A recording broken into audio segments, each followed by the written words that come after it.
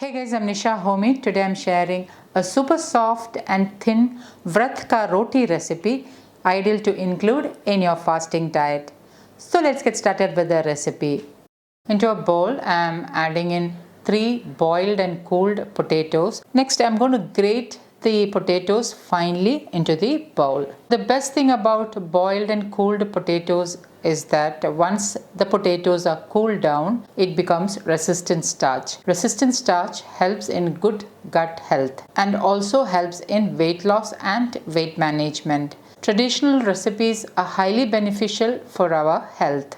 Into the grated potatoes, I'm adding in 1 cup of Singhara Atta, also known as water chestnut flour. Into this, I'm adding in freshly ground black pepper powder, about 1/3 teaspoon, 1 to 2 finely chopped green chili or as needed, finely chopped coriander leaves, half teaspoon pink Himalayan salt or as needed, and with my hand, I'm mixing this all together. Singhara Atta or water chestnut flour is completely gluten-free, hence it's ideal for those with gluten intolerance or has any allergy to wheat. And now, as you can see, everything is roughly mixed, and with my hand I'm pressing it really well and making it into a dough. You don't actually need extra water, but sometimes you may need a couple of splashes of water to gather it into a soft and smooth dough. And without adding extra water, I gathered it into a dough. Into this, I'm adding in 1 teaspoon A2 Desi ghee. It's very important that you use a healthy fat like A2 Desi ghee, as A2 Desi ghee helps in better assimilation of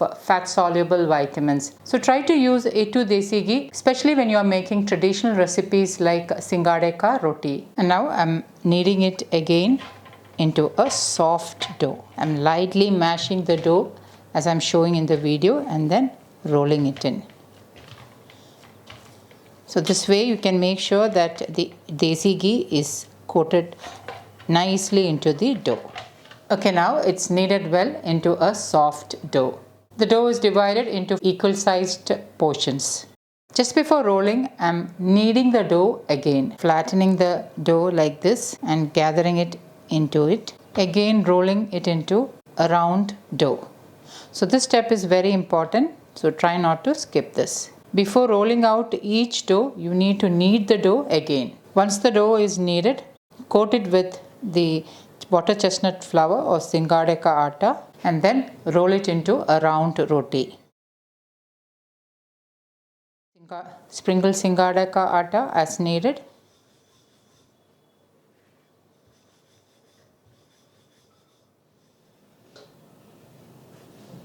Dust off excess flour. You can see that the roti is really thin. Place the rolled out roti onto the hot cast iron tawa. Drizzle in a little bit of A2 Desi ghee or as needed and lightly spread it out. A couple of minutes later, flip it over. Drizzle in a little bit of A2 Desi ghee and lightly spread it all over the roti.